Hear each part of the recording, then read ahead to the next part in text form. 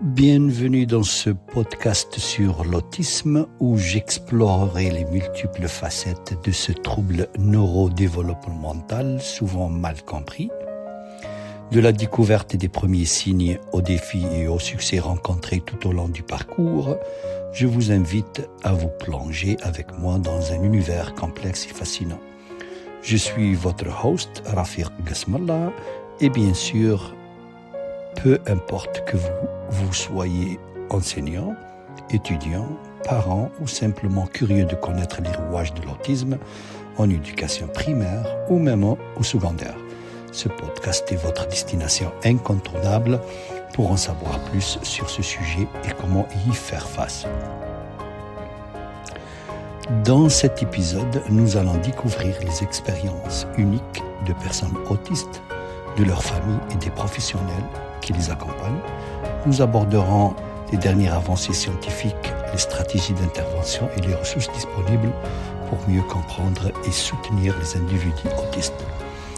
Que vous soyez un parent cherchant des conseils pratiques, un professionnel de la santé en quête de nouvelles approches, une enseignante ou un enseignant qui cherche des stratégies gagnantes pour aider un élève dans sa classe, ou vous êtes tout simplement quelqu'un désireux d'en apprendre davantage sur l'autisme, ce podcast est fait pour vous.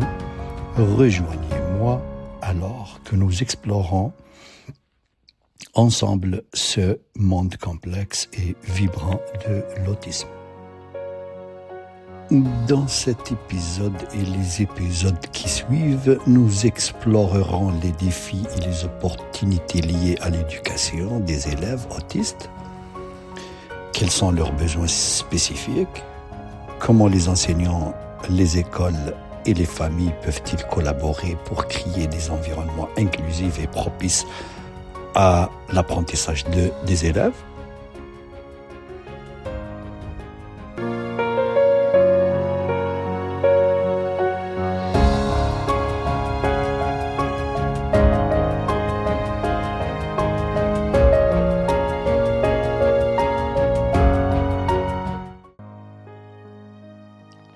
Rebonjour. Premièrement, voyons comment on définit l'autisme et en même temps, quels sont les types de diagnostics à faire lorsqu'on soupçonne qu'un enfant est autistique. L'autisme est un trouble neurodéveloppemental qui affecte la façon dont une personne communique, interagit socialement et perçoit le monde qui l'entoure. Les personnes autistes peuvent présenter une variété de caractéristiques telles que les difficultés à comprendre les signaux sociaux, des intérêts restreints et répétitifs, une sensibilité sensorielle accrue et bien sûr des défis dans la communication verbale et non verbale. Il faut mentionner aussi que les troubles du spectre autistique sont des troubles neurodéveloppementaux complexes qui affectent le fonctionnement du cerveau et entraînent des difficultés dans le développement de la communication, des interactions sociales et de la maturation cognitive. Ces troubles sont également caractérisés par les comportements et les champs d'intérêt répétitifs stéréotypés. Selon l'Institut national de la santé et de la recherche médicale française, il a été dénombré environ 700 000 personnes avec un trouble du spectre autistique en France, dont 100 000 en moins de 20 ans. On compte actuellement 8 000 enfants autistes naîtraient tous les ans, soit environ une personne sur 100. Vous voyez un petit peu l'ampleur et l'envergure du problème. De toute façon, à ce jour, il n'existe aucune théorie définitive pour expliquer la présence des troubles du spectre autistique. Selon les recherches, le cerveau d'une personne atteinte d'un atteintes de l'autisme présenteraient des différences sur les plans biologiques et neurologiques en même temps. D'autres chercheurs, notamment Rattler, Bailey, Siminoff et Pickles en 1997, proposent que des facteurs génétiques interviennent dans le développement des troubles du spectre autistique. Il est à mentionner que les troubles du spectre autistique regroupent les 5 entités diagnostiques suivantes. Le premier est appelé le syndrome d'Asperger. Le deuxième, c'est le trouble autistique, TA. Troisième, c'est le trouble envahissant du développement non spécifié. Et le quatrième, qui est un petit peu connu, et on l'appelle le syndrome de Rett, R-E-T-T. Et le cinquième, c'est le désordre désintégratif de l'enfance. Essayons maintenant d'expliquer en détail les 5 entités diagnostiques que je viens de citer. Commençons par le syndrome d'Asperger, qui est caractérisé par des troubles variables et qui vont de léger à grave, et bien sûr qui touchent la communication sociale, l'interaction sociale réciproque et la compréhension des situations sociales. Et on donne un exemple ici, par exemple l'interprétation littérale des mots et des expressions, la compréhension difficile des concepts abstraits, etc. Un autre point qui caractérise le syndrome d'Asperger, c'est le comportement et les activités et champs d'intérêt qui sont limités.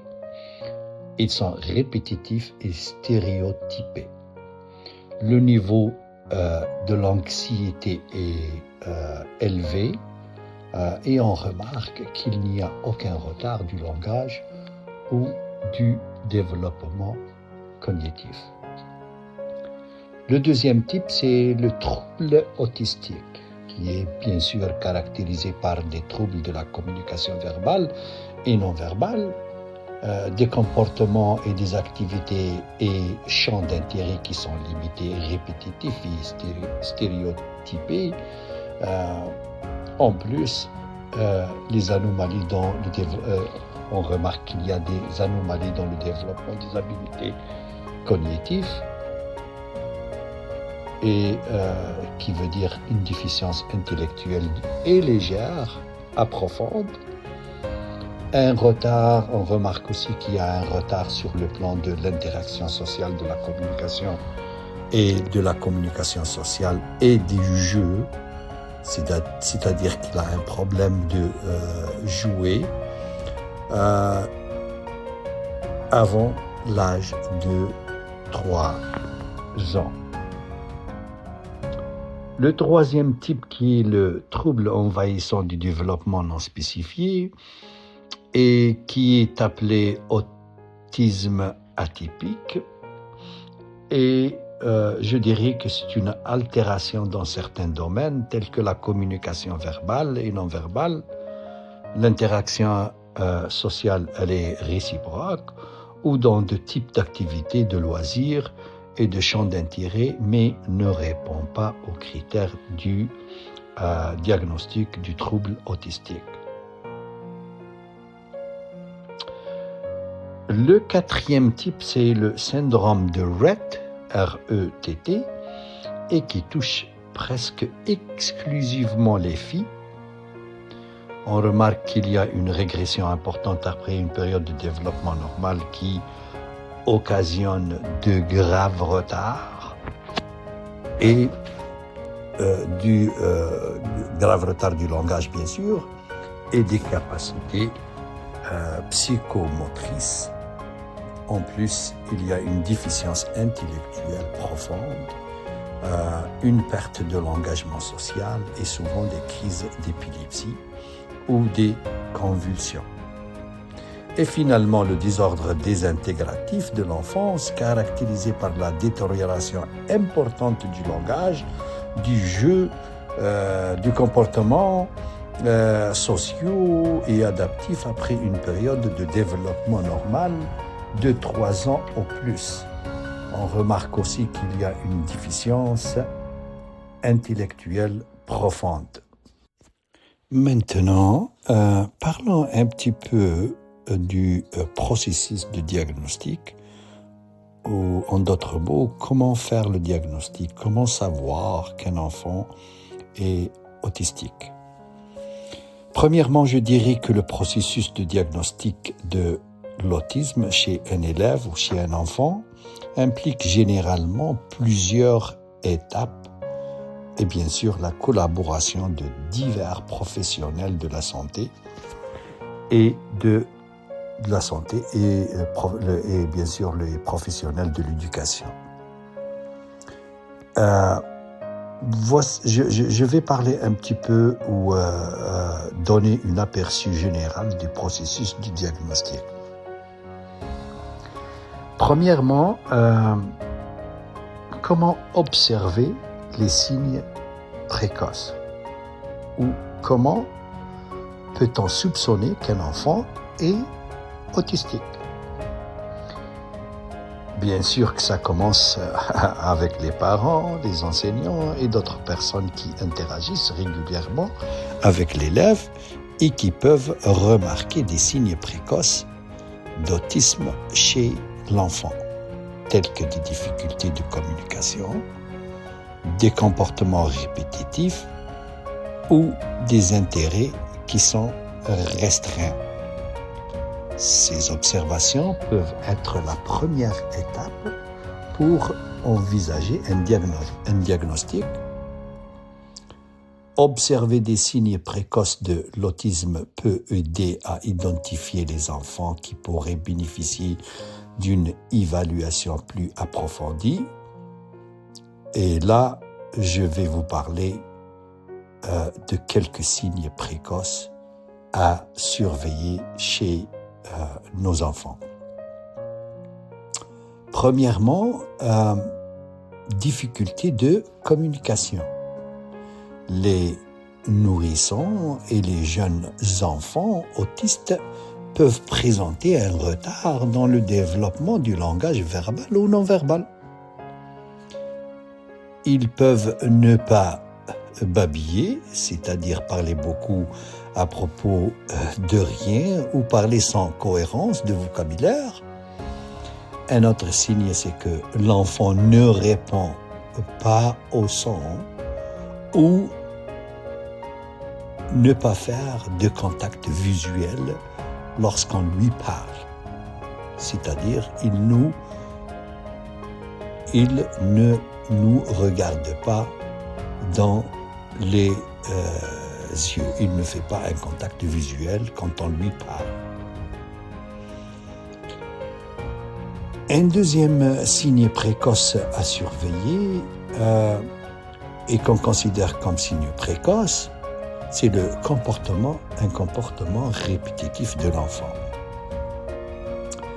Les enfants autistiques peuvent présenter des comportements répétitifs et stéréotypés tels que se balancer d'avant en arrière, il bouge vers l'avant puis il bouge vers l'arrière, battre des mains, tourner en rond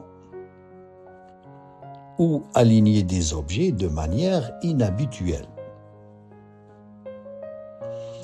Le troisième point à surveiller et qu'on considère comme un signe précoce à surveiller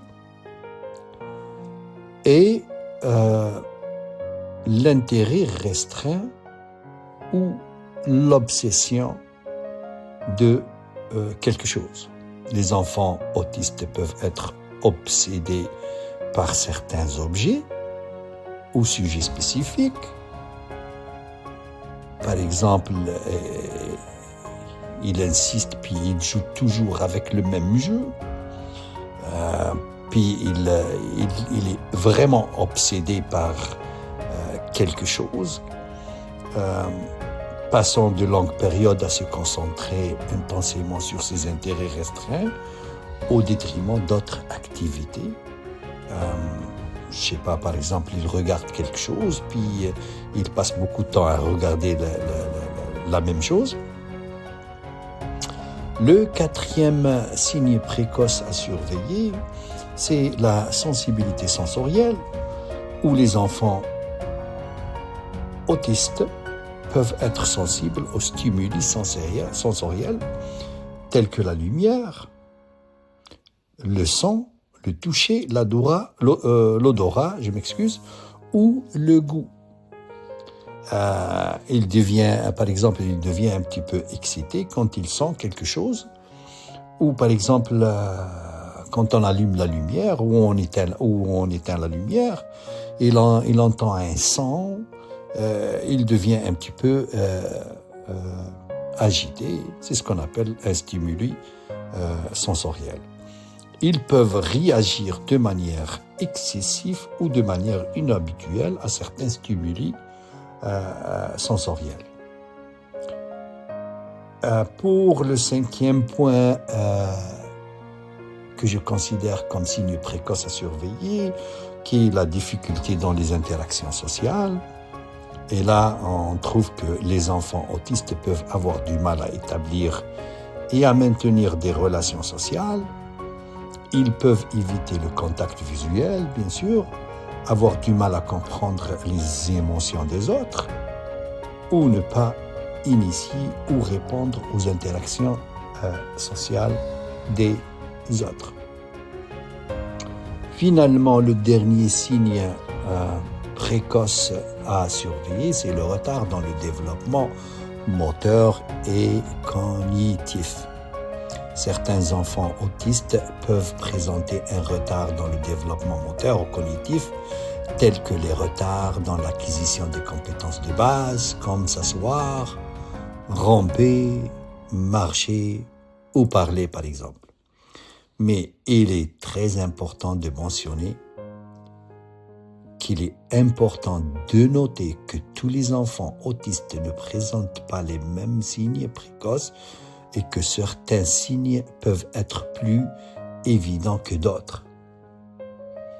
De plus, certains enfants peuvent développer des compétences et des comportements typiques avec le temps, ce qui rend le diagnostic plus difficile. Et si vous êtes préoccupé par le développement de l'enfant ou de votre enfant, il est recommandé de consulter un professionnel, bien sûr, de la santé ou faire une évaluation approfondie. Maintenant, après avoir remarqué un ou plusieurs signes précoces chez l'enfant, on entamera tout de suite ce qu'on appelle l'évaluation initiale.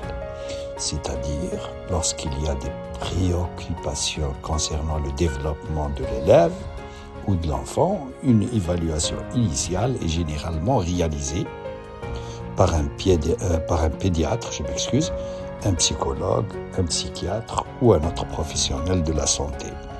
Cette évaluation peut comprendre des entretiens avec les parents, des observations de l'élève et des questionnaires standardisés sur le développement et le comportement de l'enfant. En général, l'évaluation initiale d'un élève ou d'un enfant soupçonné d'autisme est souvent réalisée par un professionnel de la santé, tel qu'un pédiatre, comme j'ai déjà dit, un psychologue, un psychiatre ou un neurologue spécialisé dans le diagnostic et la prise en charge des troubles du développement, du développement de l'enfant.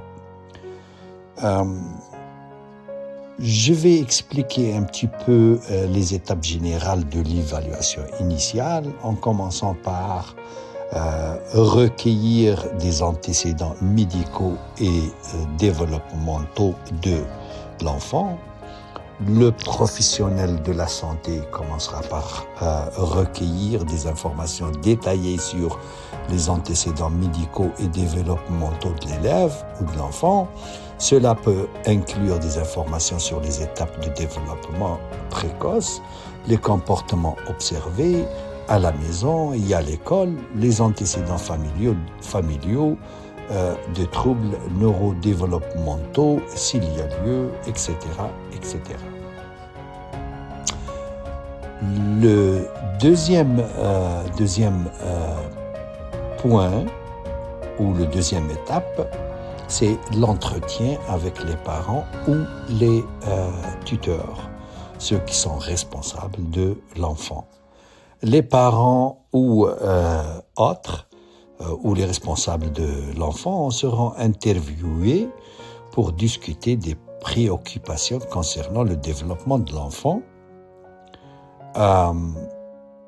des comportements observés à la maison s'il y a lieu, et de tout autre aspect pertinent de son histoire médicale et développementale. Troisièmement, ou troisième étape, l'observation directe de l'élève. Le professionnel de la santé en question observera directement l'élève dans différents contextes tels que la salle de classe, la salle d'attente ou le bureau du directeur ou du directrice pour évaluer son comportement, ses interactions sociales, ses compétences de communication, ses intérêts et ses comportements répétitifs. Quatrième étape, c'est l'utilisation de questionnaires standardisés.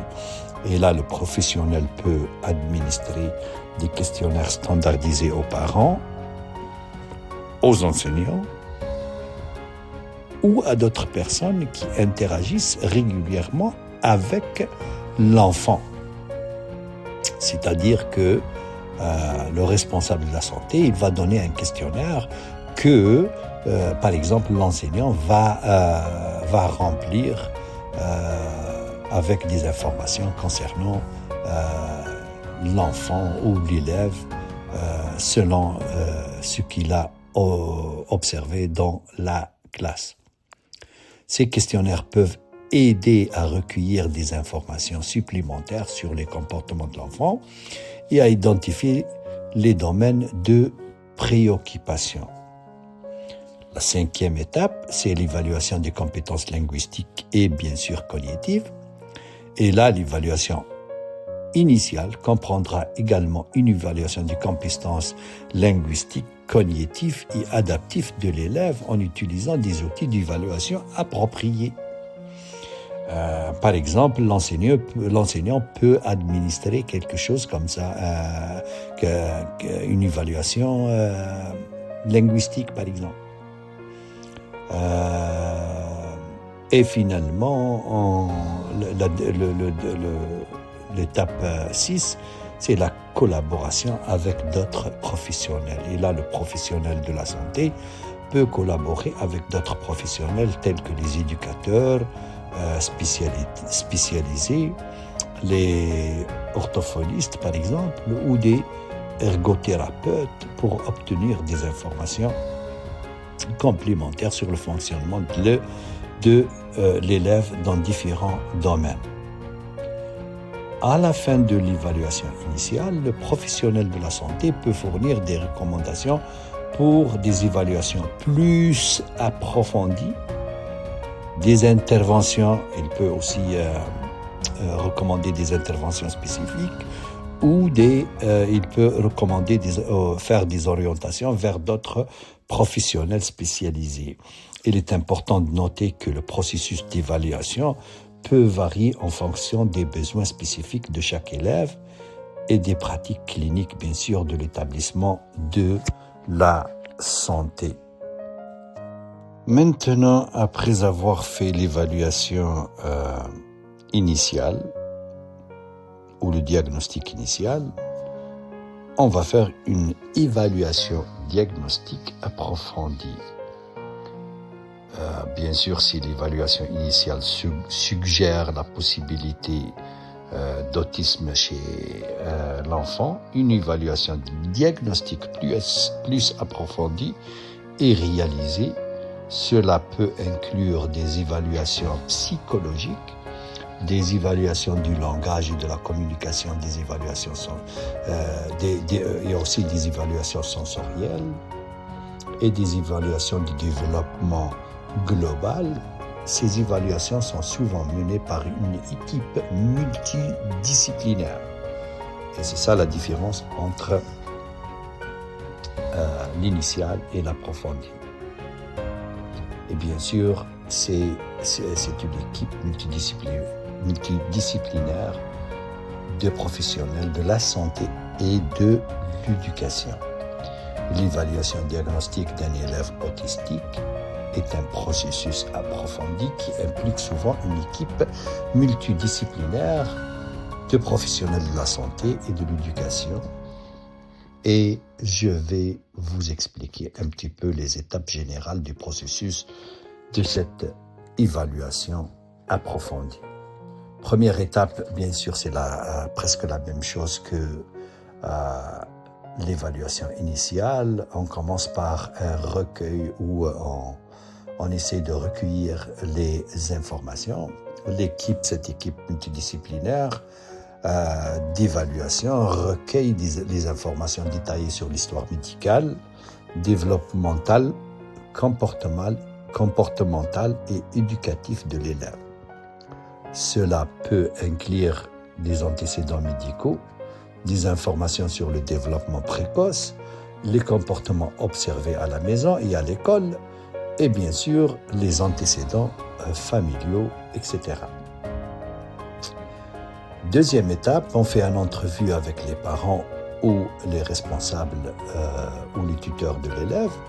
Les parents ou les tuteurs de l'élève ou de l'enfant sont interviewés pour discuter de leurs préoccupations, des comportements observés et surtout les comportements observés chez leurs enfants à la maison et de tout autre aspect pertinent de son histoire médicale et développementale. Troisième étape, c'est l'observation directe de l'élève. Et là, les membres de l'équipe d'évaluation observent directement l'élève dans différents contextes tels que la salle de classe, les salles d'attente, etc. pour évaluer son comportement, ses interactions sociales et ses compétences de communication et bien sûr ses intérêts et ses comportements répétitifs. Quatrième étape, l'utilisation de l'évaluation ou des questionnaires ou d'évaluation standardisée. L'équipe d'évaluation peut administrer des questionnaires standardisés aux parents, aux enseignants et d'autres personnes qui interagissent régulièrement avec l'élève. Ces questionnaires peuvent aider à recueillir des informations supplémentaires sur le comportement de l'enfant et à identifier les domaines de préoccupation. L'étape numéro 5 consiste à faire une évaluation linguistique cognitive et adaptive. L'évaluation diagnostique comprend une évaluation approfondie des compétences linguistiques, cognitives et adaptives de l'élève en utilisant des outils d'évaluation appropriés, bien sûr. Sixième étape, la collaboration avec d'autres professionnels. Bien sûr, l'équipe collabore avec d'autres professionnels tels que des psychologues, des psychiatres, etc., etc. Et finalement,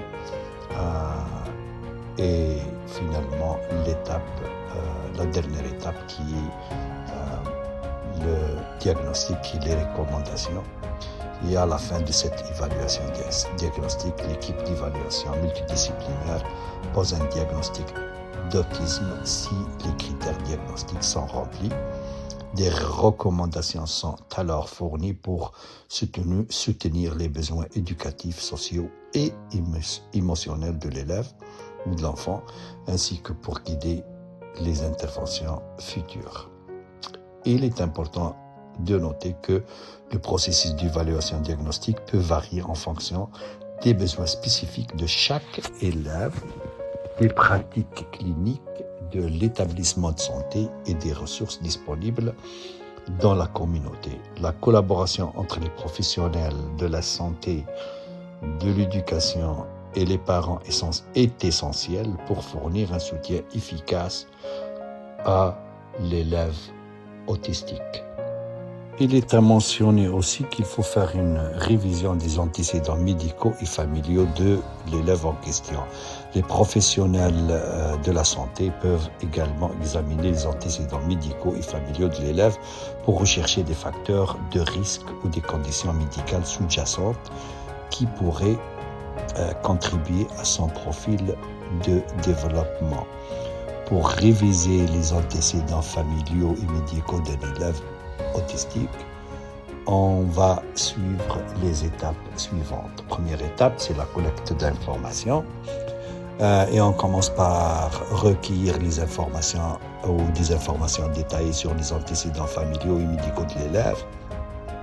Cela peut inclure des antécédents médicaux, des conditions médicales préexistantes, des antécédents de troubles du développement ou de la santé mentale dans la famille, des événements significatifs pendant la grossesse et la naissance, etc. Deuxième étape, c'est l'entretien avec les parents ou les tuteurs. Rencontrer les parents ou les tuteurs de l'élève pour discuter de leurs antécédents familiaux, de leur propre santé ainsi que des antécédents de santé de l'élève et bien sûr poser des questions ouvertes pour obtenir des informations détaillées et pertinentes. Troisième étape, c'est l'utilisation des questionnaires ou des formulaires. Et là, on utilise des questionnaires ou des formulaires standardisés pour recueillir des informations spécifiques sur les antécédents familiaux et médicaux. Ces outils peuvent être peuvent inclure bien sûr des questionnaires sur l'histoire médicale familiale ou familiale, les antécédents de développement de l'élève, les conditions médicales préexistantes, etc. Quatrième étape, c'est l'examen des dossiers médicaux. Bien sûr, il faut consulter les dossiers médicaux de l'élève pour obtenir des informations sur les examens médicaux antérieurs, les consultations spécialisées, les résultats de tests et les traitements antérieurs. Cela peut fournir des indices sur les antécédents médicaux de l'élève et les éventuelles conditions préexistantes. Cinquième étape, c'est la communication avec les professionnels de la santé.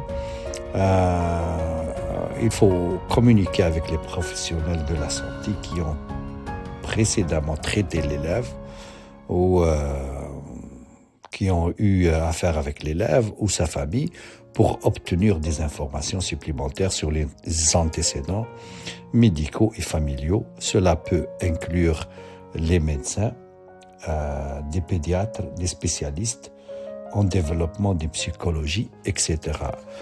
Sixième étape, c'est l'analyse des données, bien sûr. Et une fois toutes les informations recueillies, on procédera à l'analyse des données pour identifier les tendances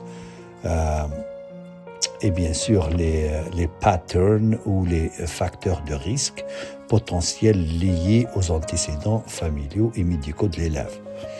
Et finalement, l'étape numéro 7, qui consiste à l'intégration des résultats dans l'évaluation globale.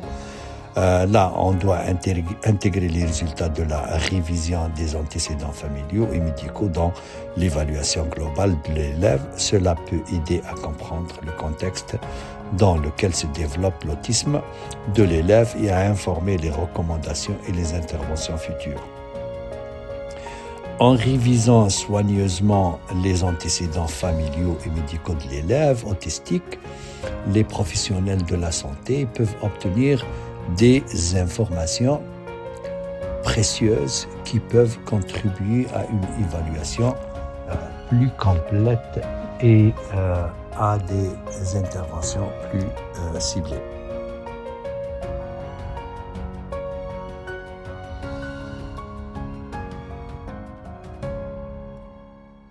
Ceci mettra fin à la première épisode. Merci d'avoir écouté cet épisode consacré à la définition et le diagnostic de l'autisme. Dans le prochain épisode, on va parler de son impact sur l'éducation. Ensemble, nous avons exploré là où les définitions de l'autisme, comment faire le diagnostic précoce et comment faire le diagnostic approfondi. L'éducation est un puissant levier de transformation et en adoptant nos approches, nous pouvons non seulement offrir des opportunités égales à tous les élèves, mais aussi apprendre des perspectives uniques qu'ils apportent. L'autisme nous invite à repenser nos pratiques, à cultiver l'empathie et à bâtir des écoles plus inclusives pour tous. Si, bien sûr, ce sujet vous a inspiré ou si vous souhaitez en apprendre davantage, n'hésitez pas à partager ce podcast, à nous laisser vos commentaires ou à rejoindre la conversation en ligne. Chaque petite action contribue à sensibiliser davantage et à soutenir les familles, les éducateurs et les élèves concernés. Encore une fois, merci pour votre temps et votre engagement. Ensemble, faisons un pas de plus vers une éducation qui embrasse toutes les différences. À très bientôt, mes amis.